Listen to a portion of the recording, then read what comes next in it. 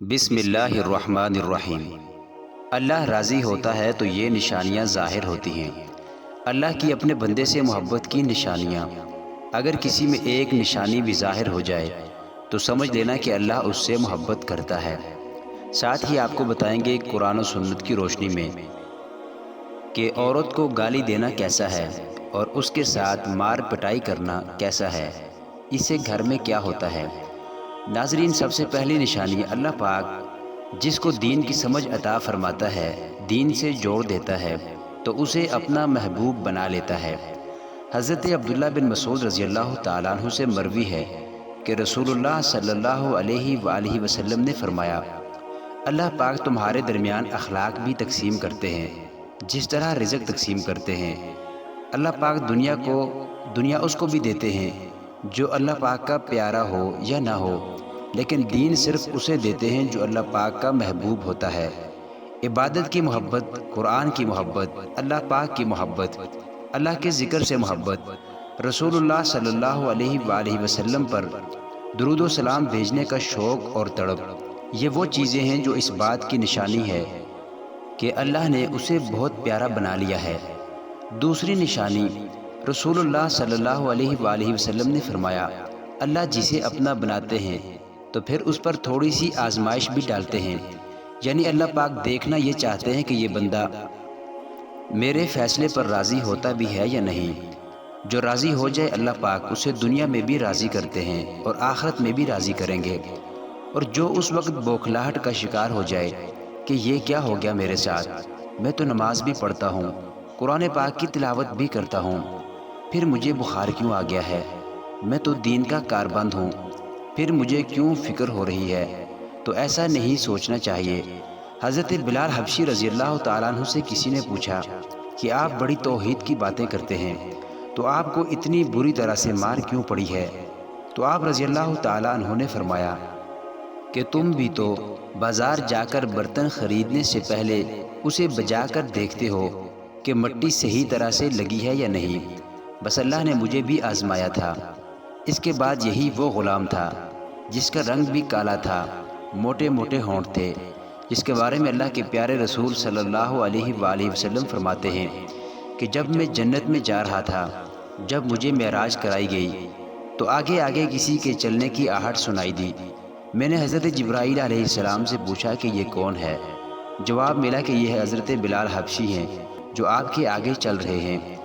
حضور پاک صلی اللہ علیہ وآلہ وسلم جب واپس آ گئے تو حضرت بلال حبشی رضی اللہ تعالیٰ عنہ سے پوچھا کہ تم کون سا عمل کرتے ہو؟ حضرت بلال حبشی رضی اللہ تعالیٰ عنہ نے فرمایا، آپ نے ہی تو فرمایا تھا کہ ہر وقت وضو کی حالت میں رہنا، تو میں ہر وقت وضو کی حالت میں رہتا ہوں، اور جب بھی میں بے وضو ہوتا ہوں تو اسی وقت نیا وضو کر لیتا ہوں، اور جب وضو کرتا ہوں تو تب 2 رکعت نماز بھی پڑھ لیتا ہوں۔ چلتے زمین پر ہیں اور قدموں کی آہٹ جنت میں سنائی دیتی ہے۔ تو آزمائش اللہ پاک کی محبت کی دوسری نشانی ہے۔ اسی لیے اگر کوئی فکر یا پریشانی میں ہو تو اس کا یہ مطلب نہیں ہوتا کہ پتہ نہیں مجھے کیا ہو گیا ہے، اللہ پاک اپنے پیاروں کو ہی آزماتا ہے۔ تیسری نشانی تو بہت ہی زیادہ خوبصورت نشانی ہے، جس سے پتہ چل سکتا ہے کہ اللہ پاک کس سے راضی ہیں اور ہم سے محبت کرتے ہیں یا نہیں۔ اللہ پاک جب کسی بندے سے محبت کرتے ہیں تو اس کی طرف خوبصورت بدلاؤ لاتے ہیں۔ حدیث میں آتا ہے کہ جب اللہ پاک کسی سے محبت کرتے ہیں تو اللہ پاک حضرت جبرائیل علیہ السلام کو بلاتے ہیں، پھر اللہ فرماتے ہیں، جبرائیل، میں نے آج سے اس بندے کو اپنا محبوب بنا لیا، تم بھی اسے اپنا محبوب بنا لو۔ حضرت جبرائیل علیہ السلام بھی اس بندے سے محبت کرنے لگتے ہیں۔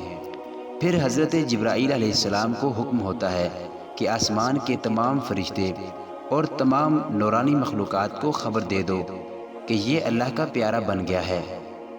حضرت جبرائیل علیہ السلام، آسمان کے تمام فرشتے اور تمام نورانی مخلوقات بھی اس سے محبت کریں۔ 7 آسمان کے کھربوں فرشتے اس سے محبت کرنے لگتے ہیں۔ آسمانوں کا محبوب بننے کے بعد پھر دنیا والوں کے دلوں میں اللہ پاک اس بندے کی محبت ڈال دیتا ہے۔ تو اس لیے دنیا میں وہ کام ضرور کرو جس کے کرنے سے اللہ ہم سے راضی ہو جائے، ہمیں اپنا محبوب بنا لے، انشاءاللہ دنیا اور آخرت میں کامیاب ہو جاؤ گے۔ محترم ناظرین، جب انسان کی نیکیاں قبول ہو جاتی ہیں تو انسان کے جسم میں یہ 5 نشانیاں ظاہر ہوتی ہیں۔ نمبر 1، جب انسان کی نیکی قبول ہو جاتی ہے تو اس کی وجہ سے اس کے چہرے پر عجیب رونق آ جاتی ہے، یعنی وہ انسان دنیا کے سامنے اپنی خوشی کا اظہار اپنی مسکراہٹ اور بشاشت کے ساتھ کرتا ہے۔ وہ ہر وقت خوش رہتا ہے، بلکہ یوں لگتا ہے کہ اس دنیا میں اس سے بڑا سکون اور وقار والا کوئی نہیں ہے۔ لگتا ہے کہ اسے دنیا کا کوئی غم ہی نہ ہو۔ یہ خوشی ہر ایک کو نصیب نہیں ہوتی۔ نمبر 2، اس کا دل روشن ہو جاتا ہے، یعنی وہ ہر وقت اللہ کی وعدوں پر امید رکھتا ہے۔ اس کے پاس کچھ ہو یا نہ ہو، لیکن اس کے دل میں اتنی خوشی ہوتی ہے کہ اس کو کوئی پرواہ ہی نہیں ہوتی۔ اور یہ یاد رکھنا کہ امیر انسان مال سے نہیں بنتا، بلکہ امیر ہمیشہ دل سے بنتا ہے۔ دولت مٹی کی طرح ہے اور مٹی کو پیر کے نیچے ہی رکھنا چاہیے۔ اگر سر پر چڑھاؤ گے تو وہ قبر بن جائے گی، اور قبر زندہ لوگوں کی نہیں ہوتی۔ نمبر 3، جب کسی کی نیکیاں قبول ہو جاتی ہیں تو اس کے جسم میں نیکی کی طاقت آ جاتی ہے اور شیطان اسے گمراہ نہیں کر سکتا۔ اللہ پاک اس کے جسم میں شیطان سے بچنے کی قوت پیدا کر دیتا ہے۔ استعمال کی ہے کہ وہ تمہارے لیے لباس ہیں اور تم ان کے لیے لباس ہو۔ اس آیت میں اللہ تعالیٰ نے مرد عورت کو ایک دوسرے کے لیے لباس قرار دیا ہے۔ دونوں ایک دوسرے کے لیے وہ سب کچھ ہیں جو لباس کی خصوصیات ہوتی ہیں، مثلاً پردہ پوشی، ذریعہ زینت و زیبائش، سردی و گرمی سے حفاظت اور باعث عزت و وقار۔ اللہ کے فرمان کے مطابق مرد و عورت دونوں کو ایک دوسرے کے لیے لباس کا کام دینا چاہیے۔ اس میں کوئی شک نہیں ہے کہ مرد و عورت میں سے ہر ایک دوسرے کا فطری طور پر محتاج ہے۔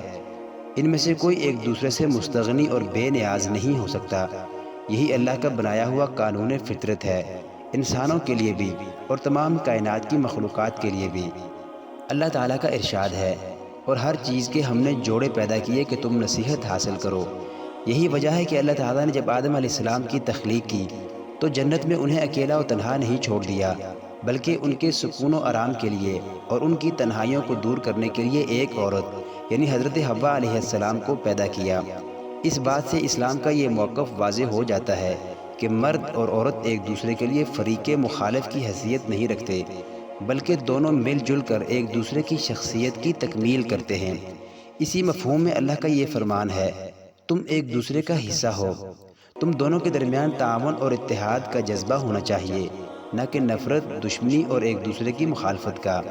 اسلام کی ان بنیادی تعلیمات پر غور کریں تو یہ بات واضح ہو جاتی ہے کہ بیویوں کے ساتھ ناروا سلوک کرنا، انہیں ڈانٹنا، مارنا اور گالم گلوچ کرنا اسلام کی تعلیمات کے خلاف ہے۔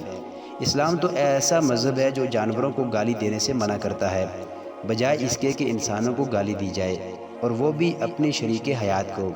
حدیث میں آتا ہے کہ ایک عورت نے اپنی اونٹنی کو گالی دی اور اسے لعن طعن کیا۔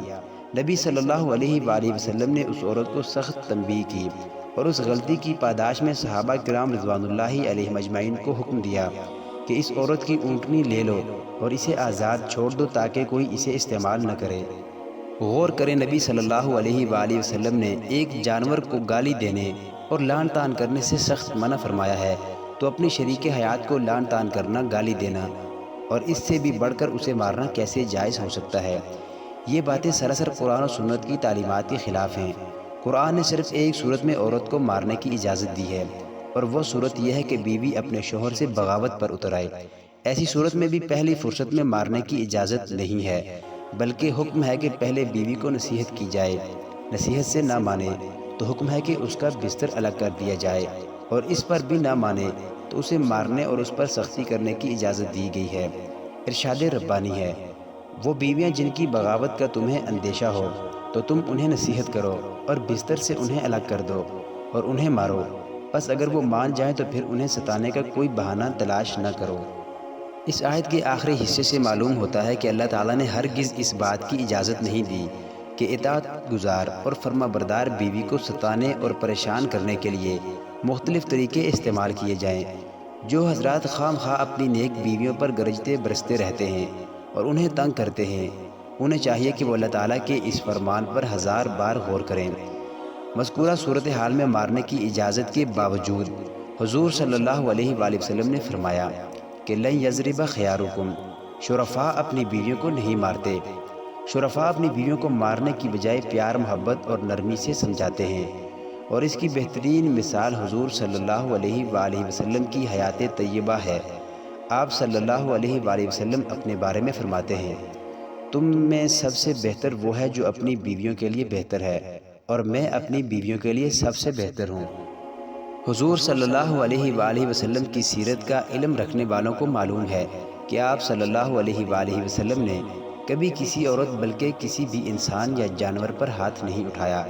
کسی مرتبے والے اور وسیع ظرف انسان کو زیب نہیں دیتا کہ اپنے ماتحت رہنے والوں کو مارے پیٹے اور ان کے ساتھ برا سلوک کرے۔